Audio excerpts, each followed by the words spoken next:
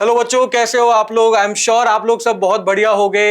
एक बार फिर से एक्स्ट्रा मार्क्स फाउंडेशन चैनल पे हम आपके लिए एक और इन्फॉर्मेटिव वीडियो लेकर आ गए हैं, जहां पर मैं सौरभ एंड आयुषी हम लोग साथ में मिलकर आपको एक और चीज के बारे में डिस्कशन करेंगे कि वो है सेकंड बोर्ड एग्जामिनेशन। भाई क्लास 10 सीबीएसई के बच्चे सब ये सोच रहे होंगे कि भाई फर्स्ट बोर्ड एग्जाम तो मेरा हो गया, अब मुझे आगे क्या करना है, सेकंड बोर्ड एग्जाम देना है नहीं देना है, क्या इसका प्रोसेस रहता है, क्या सारी एलिजिबिलिटी है, और जो भी इसके अराउंड डिस्कशंस है वो सारे हम बात करेंगे। एग्जैक्टली अभी अगर हम बात करें सेकंड बोर्ड एग्जामिनेशन के लिए, बेटा हम सबके पास बहुत अच्छा स्कोप है, बहुत अच्छा इंप्रूवमेंट का स्कोप है। आप सबको एनालाइज करके पता लग चुका है कि भाई मेरे मार्क्स कितने आने वाले हैं। अब इस बेसिस पे अगर मैं होती या सौरभ सर होते ना, तो हम तो इंप्रूवमेंट दे ही देते, राइट। तो अब बेसिकली इंप्रूवमेंट के लिए आपको कुछ रूल्स को फॉलो करना होगा। अगर आप उन रूल्स को जानते हो तभी आप सेकंड बोर्ड एग्जामिनेशन के लिए अप्लाई कर सकते हो। तो इसके लिए आज हम ये वीडियो लेके आए हैं। सब्सक्राइब करना मत भूलना इस चैनल को, क्योंकि हम न्यू वीडियोस आप लोगों के लिए लेते आने वाले हैं। राइट और बिल्कुल, और अपने उन सारे दोस्तों के साथ इस वीडियो को शेयर करो जो इस बारे में बिल्कुल थोड़ा सा भी डिस्कशन कर रहे हैं। भाई मैं अगर आपकी जगह होता तो मैं अपने सारे फ्रेंड्स को ये चीज बोलता, क्योंकि I am sure class 10 CBSE के सारे स्टूडेंट्स ये चीज सोच रहे होंगे इंप्रूवमेंट क्या प्रोसेस क्या रहेगा, सेकंड बोर्ड एग्जामिनेशन का प्रोसेस क्या है। तो अपने सब फ्रेंड्स के साथ इस वीडियो को शेयर करो, उनको भी बोलो अपने पॉइंट ऑफ व्यूज कमेंट में लिखें और अपने सारे डाउट्स क्लियर कर लें। एग्जैक्टली चलो हम बढ़ते हैं नेक्स्ट। आपके पास यहां पे सबसे एक मैंडेटरी पहला रूल क्या आता है उसको ध्यान रखना। आपने पेपर दे दिया है, राइट। अगर आपने पेपर नहीं दिया है तो बेटा मैं आप लोगों को अभी बता देती हूं, आप सेकंड बोर्ड एग्जामिनेशन के लिए अप्लाई नहीं ही कर सकते हो। आपको फर्स्ट बोर्ड एग्जामिनेशन देना ही था, तभी आप सेकंड बोर्ड एग्जामिनेशन यानी री एग्जामिनेशन दे सकते हो, क्योंकि ये बेसिकली एक इंप्रूवमेंट एग्जाम है। अगर आपने पेपर ही नहीं दिया होगा तो आप इस एग्जाम को नहीं दे पाओगे। ऑलराइट एवरीवन, तो ये फर्स्ट पॉइंट बहुत मेजर पॉइंट है जिसका आप लोगों को ध्यान रखना है। बिल्कुल बिल्कुल मैम, आपने एकदम सही कहा कि भाई mandatory for all the students की भाई फर्स्ट बोर्ड एग्जाम में हम बैठे ही होंगे। एग्जैक्टली अगर कोई बाबू ऐसा है जो नहीं बैठा तो भैया आप ये वीडियो बंद कर दो, कुछ नहीं होने वाला, right. But I am sure ऐसा कोई भी स्टूडेंट नहीं होगा, सब स्टूडेंट्स ने मैम दिया ही होगा, ऐसा होने वाला है नहीं। चलते हैं आगे, बाकी देखते हैं कि भाई एलिजिबिलिटी की और क्या क्या पॉइंट्स रहे हैं, बिल्कुल रीड करते हैं। तो सेकंड पॉइंट हमें बोला है कि सर जब आप सेकंड एग्जाम देने जा रहे हो, जब आप इंप्रूवमेंट देने जा रहे हो, तो किन्हीं भी 3 सब्जेक्ट्स के अंदर मैं इंप्रूवमेंट भर सकता हूं। किन किन में से? साइंस में से, मैथमेटिक्स में से, सोशल साइंस और मेरे लैंग्वेज के अंदर। तो यहां पर 4 सेक्शंस आपको बता दिया, इन 4 में से कोई भी 3 में मैं अपना इंप्रूवमेंट भर सकता हूं, राइट। आपको ऑलरेडी पता होगा भाई मेरे पेपर्स पूरे हो गए, मेरा फर्स्ट फेज का एग्जाम कंप्लीट हो चुका है, अप्रैल के अंदर रिजल्ट भी आ जाएगा। मुझे पता है कि मेरे को कहां इंप्रूवमेंट देना चाहिए, मेरा कहां एग्जाम अच्छा नहीं होगा। तो उस केस में इंडिविजुअली आप लोग सब बेटर जानते हो कि मुझे कौन सा सब्जेक्ट चूज करना है। चलते हैं आगे। सर आपको क्या लगता है इनमें से साइंस मैथ्स में से कोई ऐसा टफ आया था क्या पेपर जिसमें इंप्रूवमेंट का स्कोप है बच्चों का? क्या बात है मैम, बिल्कुल मेरे मन की बात आपने बोल दी, और मुझे लगता है आपने सबके मन की बात बोल दी है। अच्छा, मैथ्स तो सब मेरे हिसाब से भरेंगे ही, क्योंकि अनफॉर्चुनेटली सेट 2 जो हम बोल रहे थे कि कुछ बच्चों के लिए बहुत ज्यादा मुश्किल था, बच्चों को अनफेयर लगा। इस पे ऑलरेडी पिटीशन भी फाइल हो चुकी है, बहुत सारी चीजें चल रही हैं। आई एम श्योर इस पे सुप्रीम कोर्ट में सीबीएसई का कुछ बहुत अच्छा जजमेंट जरूर आएगा, राइट। चलते हैं आगे। बिल्कुल मैथ्स का तो सब भरेंगे ही भरेंगे, देखते हैं क्या प्रोसेस रहेगा आगे इसके अंदर और देखने का। एग्जैक्टली अभी मैं एक पॉइंट पे आती हूँ। जब मैंने आपको फर्स्ट पॉइंट ही बताया था कि एसेंशियल है हमें फर्स्ट बोर्ड एग्जामिनेशन देना, तो बेटा यहाँ पे थर्ड में मेंशन्ड ही है कि अगर बाई चांस आप अपीयर ही नहीं हुए हो उस एग्जाम के लिए, तो आप क्या करने वाले हो? यहाँ पे आप असेंशियल रिपीट का पार्ट होने वाले हो। असेंशियल रिपीट का मतलब है बेटा आपको पूरा साल वेट करना होगा, आप नेक्स्ट फरवरी में ही वो एग्जाम दे पाओगे, आप इंप्रूवमेंट का एग्जाम नहीं दे सकते हो। तो ये थर्ड पॉइंट ध्यान में रख लो। आई होप ऐसा कोई बच्चा हो ना, उन्होंने मतलब ऐसा होता है कि कई बार कुछ अर्जेंसी आ जाती है, वो बात अलग है। बट अगर आपने ऐसे ही कोई पेपर नहीं दिया है तो बेटा आप इस इंप्रूवमेंट एग्जाम के लिए एलिजिबल नहीं हो। तो इस थर्ड पॉइंट का आपको मैंडेटरीली ध्यान रखना है, राइट। बिल्कुल मैम, बिल्कुल आपने बहुत सही बोला कि भाई आप आई एम श्योर सारे बच्चे ऐसे होंगे जिन्होंने पेपर दिया होगा। जैसा कि मैम भी बोल रही हैं कि कोई बहुत ही मुश्किल या इमरजेंसी वाली सिचुएशन होती है तो चलो बात अलग है, बट आई एम श्योर सभी बच्चों ने ये चीज पेपर दिया होगा, एसेंशियल रिपीट की। होपफुली हम भी यही चाहते होंगे किसी की कंडीशन ना हो, राइट। वहीं पे आगे बात करते हैं कि इसमें लिखा है अगर आपको इंप्रूवमेंट देना है तो आपने फर्स्ट एग्जामिनेशन में कम से कम 3 या 3 से ज्यादा एग्जाम दिए होंगे, तभी आप इंप्रूवमेंट के लिए एलिजिबल होते हो। भाई पहला पॉइंट बिल्कुल सही है, मैंडेटरी तो है फर्स्ट एग्जाम, लेकिन फर्स्ट एग्जाम में एटलीस्ट 3 या 3 से ज्यादा पेपर आपने दिए होंगे, तभी आप मैंडेटरी, तभी आप री एग्जामिनेशन का फॉर्म भर पाओगे, राइट। चलते हैं आगे, आगे देखते हैं। For students whose result in the first examination is compartment, भाई कोई ऐसा है जो किसी कारणवश, किसी दुविधावश अगर कंपार्टमेंट आ गई है किसी के इसमें, राइट, तो कंपार्टमेंट कैटेगरी में भी आप सेकंड एग्जामिनेशन में बैठोगे, राइट। ये एक तरह से इंप्रूवमेंट ही हो गया सर, है ना, इंप्रूवमेंट है कि कंपार्टमेंट कैटेगरी में आप आ रहे हो, मतलब अगर आप फेल भी नहीं हो रहे हो, कंपार्टमेंट भी आ रही है, तो बेसिकली पॉइंट ये है आप अलाउड हो सेकंड रीबोर्ड एग्जामिनेशन देने के लिए। पहले क्या होता था, पहले कंपार्टमेंट का, जैसे अगर आपका रिजल्ट आ गया है तो कंपार्टमेंट का एग्जाम अलग से होता था। इस बार इसी कैटेगरी में ये चीज आ जाएगी कि आपका जो सेकंड रीबोर्ड एग्जामिनेशन किया है इन लोगों ने, उसमें कंपार्टमेंट कैटेगरी भी डाल दी है, सो दैट आप इंप्रूवमेंट का एग्जाम दे सकते हो। बिल्कुल बिल्कुल ठीक है। Additional subjects will not be permitted after passing class 10, student will not be allowed in the stand alone subjects. भाई चलते हैं आगे। तो ये डिस्कशन हो गया हमारा थोड़ा बहुत जनरल कंडीशंस का। आगे चलते हैं, आगे इसमें हम बात करते हैं एग्जाम शेड्यूल की। तो अब एग्जाम शेड्यूल का डिस्कशन करते हुए, भाई फर्स्ट बोर्ड एग्जाम सबके हो चुके हैं, बढ़िया से हुए होंगे, राइट। कब रिजल्ट आएगा? रिजल्ट भी बहुत जल्दी आ जाएगा। तो भाई ये एग्जाम तो हमारे कंप्लीट हो चुके हैं, मिड फरवरी में स्टार्ट हुए थे, मार्च में हमने कंप्लीट कर लिए हैं। बात करते हैं री एग्जामिनेशन की, कब रहेगा? ये रहेगा हमारा in the month of May, right. अभी मार्च चल रहा है, आपके पास बहुत टाइम है, अपनी प्रिपरेशन को सॉलिड रखो। I am sure preparation solid होगी, बट उस लेवल की क्वेश्चन सॉल्विंग स्किल्स को मेंटेन करने के लिए रिवाइज करते रहो, क्वेश्चंस की प्रैक्टिस बिल्कुल करते रहो, एंड बहुत जल्दी आपका पेपर रहेगा। भाई कब रहने वाला है? इन द मंथ ऑफ में रहेगा। आगे हम डेट शीट की भी बात करेंगे, डेट्स भी देख लेंगे, क्योंकि वो भी सीबीएसई ऑलरेडी इस चीज को डिस्क्लोज कर चुका है। एक चीज का ध्यान रखना, अभी 2 महीने हैं हमारे पास, ऐसा नहीं लाइटली ले लिया है हम नहीं प्रिपेयर करेंगे, क्योंकि बेटा सिलेबस तो सारा ही आने वाला है। दोबारा से लग जाओ सिलेबस पे, अगर लग रहा है कि इंप्रूवमेंट देना है। 2 महीने हैं, 2 महीने में तो हम 10th का बोर्ड फोड़ लेते हैं, ठीक है। तो 2 महीने के टाइम इंटरवल में आप आराम से अच्छा स्कोर कर सकते हो। बिल्कुल सही बोला मैम ने, 2 महीने का टाइम बहुत होता है। 2 महीने के अंदर पूरा सिलेबस हम रिवाइज कर सकते हैं, चाहे कोई भी सब्जेक्ट हो आपका इंप्रूवमेंट का,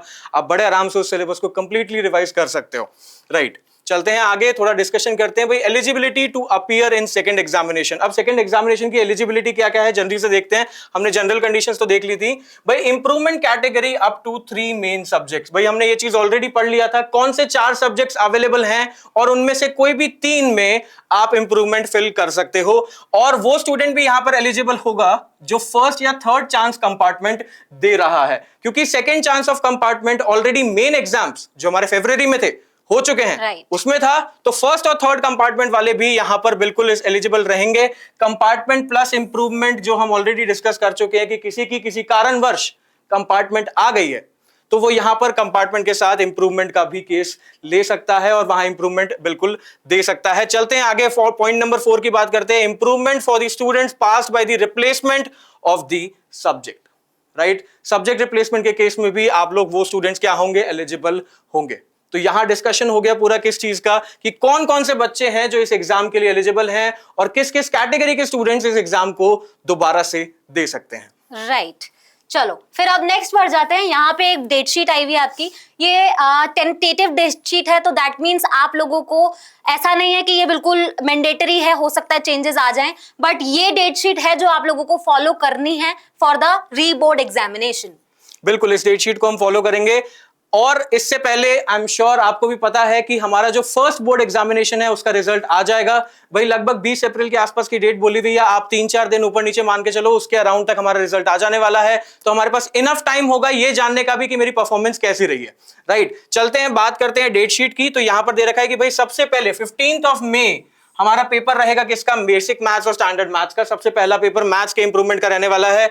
नेक्स्ट हमें दे रखा है 19th में, अच्छा गैप है, 4 दिन का गैप है। चौथे दिन पे किसका पेपर रहेगा? आपका साइंस का पेपर रहेगा। आगे देखो सोशल साइंस की अगर हम बात करें तो 22nd में, और फिर आगे आ जाते हैं 26th मई पे आपका लैंग्वेज का भी पेपर की डेट दे दी है। तो अच्छा खासा गैप है हर पेपर के बीच में। रिजल्ट भी आपका इस पेपर, इस डेट शीट से 1 महीने पहले आ जा रहा है, राइट। तो आप लोग, अगर कुछ लोग ऐसे हैं जो कह रहे हैं कि यार सर मैं अभी शायद ना दूं, मैं रिजल्ट का वेट कर रहा हूं, तो देखो पहली चीज तो मैं भी यही बोलूंगा, और मैम आप भी शायद एग्री करोगे इस बात से, कि बिल्कुल अभी प्रिपरेशन स्टार्ट कर दो, कोई हार्म नहीं है, पढ़ा हुआ है सब कुछ, सब अभी भी आता है, सिर्फ प्रैक्टिस करनी है, रिवाइज किया प्रैक्टिस। बट अगर फिर भी कुछ बच्चे ऐसे हैं जो रिजल्ट आने का वेट कर रहे हैं, तो कोई बात नहीं, रिजल्ट के बाद भी आपके पास आराम से 1 महीने का टाइम होगा, राइट।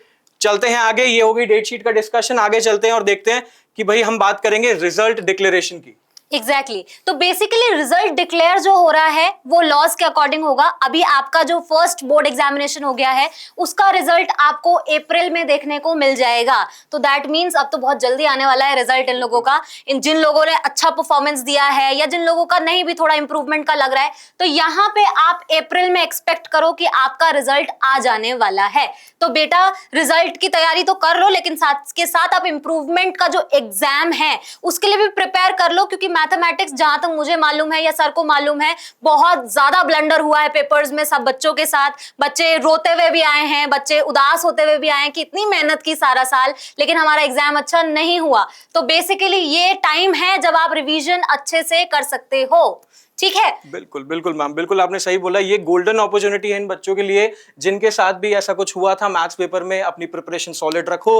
और हाँ, एक चीज का ध्यान जरूर रखना, चाहे ये री एग्जामिनेशन है या आप कंपार्टमेंट देने जा रहे हो, भाई पेपर सेम लेवल के ही होते हैं। ऐसा नहीं होगा कि अगर आप री एग्जामिनेशन में जा रहे हो या कंपार्टमेंट में जा रहे हो तो पेपर का लेवल जो फर्स्ट पेपर था उससे कम आएगा, नहीं भाई। सेट 2 ऑफ मैथ्स मान लिया डिफिकल्ट आ गया था, बट अगर बाकी सब पेपर्स देखे जाएं तो ऑलमोस्ट सेम लेवल के होते हैं और आपका कंपार्टमेंट और इंप्रूवमेंट का पेपर भी सेम लेवल का ही होगा, राइट। तो चलते हैं आगे। अब इस चीज में देखते हैं कि रिजल्ट ऑफ सेकंड एग्जामिनेशन की अगर मैं बात करूं, मई मंथ में हमारा पेपर हो जाएगा और जून मंथ में आपको आपका रिजल्ट मिल जाएगा। अब यहां पर सबसे बड़ा जो क्वेश्चन उठता है वो उन बच्चों के लिए उठता है जो चाहते हैं कि मैं अपनी 11th की प्रिपरेशन बिल्कुल टाइमली शुरू कर दूं। तो सीबीएसई ने इसका भी आंसर हमें दे दिया है और बहुत अच्छे से डिटेल में यहां पर बता दिया है। बिल्कुल मैम बताएंगे आप क्या रहेगा भाई 11th के अंदर। अगर हम देखें तो यहां पर हमें पूरी इंफॉर्मेशन दे रखी है मैम। मुझे तो लगता है सर 11th अब बच्चे ये बोलते हैं कि हम 10th की प्रिपरेशन कर ले, शुरू कर लें या 11th चालू कर दे, क्योंकि 11th का सिलेबस हमें पता है बहुत ज्यादा लेंदी है ना। 10th के कंपैरिजन में it's like physics, chemistry, bio या मैथ सब अलग अलग हो जाता है ना। और आपका सिलेबस बहुत लेंदी है। तो अब करना क्या है, देखो जब इंप्रूवमेंट का स्कोप है तो हम 10th बोर्ड को रिवाइज करने वाले हैं। ऐसा तो नहीं है कि हम कुछ नहीं कर सकते हैं, हम दोनों चीजें साइमल्टेनियसली फॉलो कर सकते हैं। और सीबीएसई ने तो इसका बहुत अच्छी चीज हमें बोल दी है कि आप लोग 11th क्लास में एडमिशन ले सकते हो। और कैसे ले सकते हैं हम 11th क्लास में एडमिशन, वो है आपका प्रोविजनल एडमिशन का केस। प्रोविजनल एडमिशन के केस में क्या होगा, आपकी जो मार्कशीट आई है उसके बेसिस पे आप लोगों को 11th क्लास में एडमिशन मिल जाएगा। आपको जो सब्जेक्ट चाहिए वो आपको मिल जाएगा। बट आपका जब फाइनल रिजल्ट होगा तभी आपका 11th क्लास में एडमिशन कंफर्म होने वाला है, ठीक है। तो आप एडमिशन तो ले सकते हो, but at the same time अपनी प्रिपरेशन साथ के साथ ऐसी रखना कि जो सब्जेक्ट आपको पसंद है वही आपको 11th क्लास में मिल जाने वाला है, राइट सर। बिल्कुल ठीक बोला मैम आपने। आपको जो है आपका जो 11th क्लास का एडमिशन है वो कंफर्म होगा आपके सेकंड रिजल्ट के बाद, लेकिन प्रोविजनल मार्क्स आपको मिल जाएंगे।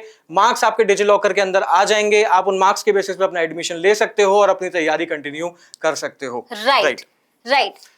तो यही पॉइंटर्स थे आप लोगों के लिए, और ये पॉइंटर्स बेसिकली मैंडेटरी थे आप लोगों को ध्यान रखने, है ना। बेसिकली ये पॉइंटर्स अगर हमें पता होंगे तो हम फॉर्म फिल कर पाएंगे, हम अपनी प्रिपरेशन अकॉर्डिंगली कर पाएंगे, 11th क्लास के लिए भी प्रिपेयर कर पाएंगे, क्योंकि क्रूशियल टाइम है। कुछ बच्चे नीट में जाते हैं, कुछ जेई में जाते हैं।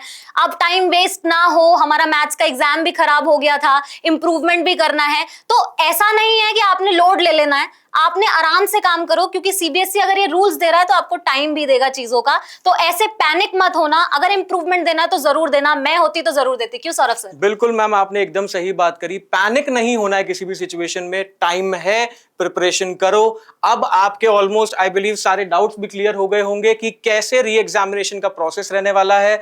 आने वाले टाइम में अगर सीबीएसई कोई भी नया अपडेट देता है कि कब फॉर्म्स आएंगे या कोई चेंजेस हैं तो हम आपके पास फिर से एक नया वीडियो लेकर आ जाएंगे। स्टिल अगर किसी के मन में कोई भी कंफ्यूजन रह गया है, कोई ये सोच रहा है कि सर मेरा ये डाउट तो अभी भी क्लियर नहीं हुआ, तो अपने डाउट्स को कमेंट सेक्शन में लिखो। वी विल मेक श्योर कि हम आपके सारे कमेंट्स के, सारे डाउट्स के आंसर वहां पर जरूर से दे दें। मैं तो कहती हूँ कि आपको अगर कोई भी टॉपिक में डाउट भी है तो वो भी कमेंट सेक्शन में हमें बता दो, सो दैट हम एक वीडियो लेके आ जाए और आप लोगों के लिए चीजें आसान हो जाए। और इस चैनल को तो सब्सक्राइब भी कर लो, ठीक है। आपके लिए हम न्यू अपडेट्स लेके आते रहेंगे। क्यों सर? राइट, बिल्कुल सही बोला मैम ने, क्योंकि एक्स्ट्रा मार्क्स फाउंडेशन का चैनल है। 9th 10th क्लास 10th की सारी प्रिपरेशन हम कराते हैं। कोई भी आपके डाउट्स हैं, यूट्यूब पे ऑलरेडी वीडियोस अवेलेबल हैं, नहीं तो हम बहुत जल्दी वो भी लेकर आ जाएंगे। तो यहां पर इस वीडियो को हम यहीं समाप्त करते हैं, आपसे फिर मिलेंगे एक और वीडियो में। जैसा कि मैम ने बोला, इस चैनल को सब्सक्राइब करो, इस वीडियो को लाइक कर दो और अपने सारे फ्रेंड्स के साथ, सारे उन फ्रेंड्स के साथ जो क्लास 10th का बोर्ड का फर्स्ट पेपर दे चुके हैं, उनके साथ शेयर करो, वो भी अपने व्यूज देखें, वो भी अपने माइंड के कंफ्यूजन्स को सबको दूर कर लें।